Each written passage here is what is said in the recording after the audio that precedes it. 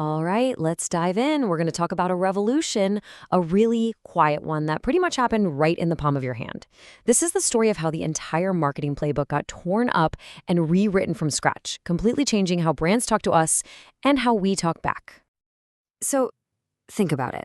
How did we get here? How did marketing go from being a glossy ad in a magazine you'd flip past to a constant, nonstop conversation happening on your phone? To really get that, you have to look at the two very different playbooks that have been at work.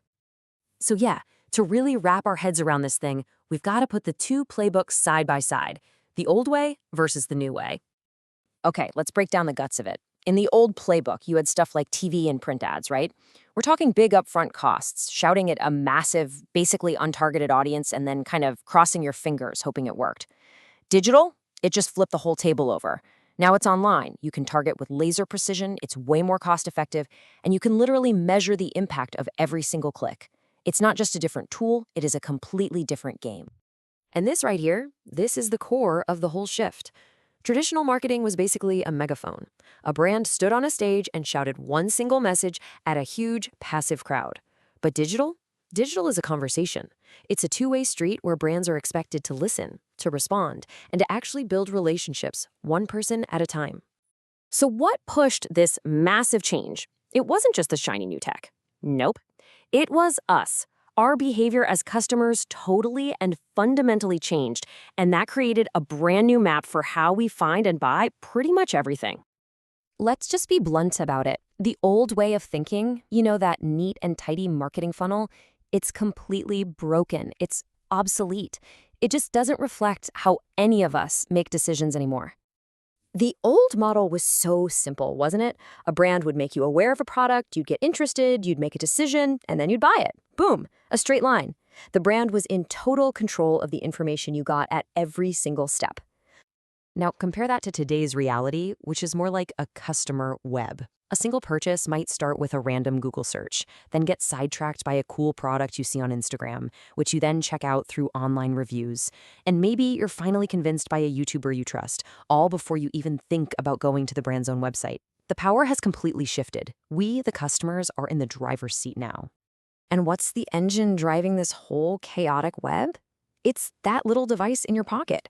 I mean, check this out. 58% of all web traffic now comes from mobile devices. That proves this crazy on-demand journey isn't just a possibility, it's the default. It's happening all the time, everywhere. But navigating this new world, it takes way more than just having the latest digital tools. And honestly, that's a trap a lot of companies fall into. As we're about to see, the real difference between winning and losing in this new landscape, it all comes down to one thing: strategy. Let me tell you a tale of two companies. Company A failed because it thought the technology was the goal. Their whole mission was just implement the new system. But the successful company, they were business-led.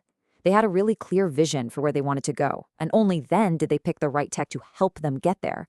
The lesson is so clear. Strategy has to lead, and technology follows. And, leadership made all the difference. In the project that failed, the execs were totally hands-off. They just delegated it and walked away. In the successful one, they were hands-on, everyone was aligned on the same goal, and they were actively involved in the big decisions. It just goes to show you, real change has to start at the top. Who was in the driver's seat was another huge deal. In the failed project, they let external vendors run the show, basically handing over the keys. The successful company? They stayed in control. They owned the project and managed their vendors to make sure the tech was serving their needs, not the other way around. So the outcomes? They couldn't be more night and day. One project completely collapsed, ended up in messy, expensive lawsuits with basically nothing to show for it.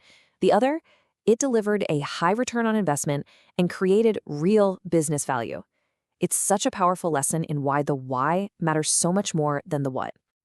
So what happens when a brilliant digital strategy meets amazing creative? Well, you get campaigns that don't just sell stuff. They become a part of the culture. Let's look at a few that absolutely nailed it. First up, Old Spice. Remember this? They took a brand that, let's be honest, most of us thought of as our grandpa's aftershave, and they completely reinvented it with the man your man could smell like. The strategy wasn't about the product. It was about using this absurd, super fast humor that was just impossible to ignore. And did it work? Oh, yeah. The campaign led to a jaw-dropping 107% increase in sales. This wasn't just a funny video that went viral. It was a massive business home run. It proved that great creative drives incredible results. Next, Coca-Cola's Share a Coke campaign. The idea here was just so beautifully simple. Take the world's most famous logo and replace it with people's names. Just like that, they turned a mass-produced product into something that felt personal, an invitation to connect. And the results were just phenomenal. Sales went up 7%, they sold over 250 million named bottles in Australia alone, and, get this, they gained 25 million new Facebook followers. It was the perfect blend of a physical product and a digital conversation. And finally, let's talk about Dove's Real Beauty Sketches. This campaign went way beyond just selling soap. It tapped into a really powerful, really human truth about how we see ourselves versus how others see us. It started a global conversation about what beauty even means. The impact was just immense. The video became the most viewed online ad of all time, with over 163 million views around the world. It was absolute proof that marketing built on a real, genuine emotional truth can connect with people on a massive scale. So these campaigns, they show the unbelievable power of modern marketing, right? The power to connect, to entertain, and to persuade. But as we look ahead, it's really clear that this new level of influence comes with a whole new set of rules and, honestly, responsibilities. You see, in this new landscape, trust is the ultimate currency. And building that trust, it comes down to a few basic principles. Being totally transparent about how you use customer data, protecting people's privacy like it's your own, and creating messages that are inclusive and speak to everyone. This isn't just about being nice. It's about building a brand that people actually want to have in their lives for the long haul. And really, this all leads to the biggest question facing the entire industry today. With AI and all the data we have, marketing is going to get smarter and smarter. There's no doubt about it. But the real challenge, and I think the biggest opportunity, is making sure that as it gets smarter, it also stays human. What do you think?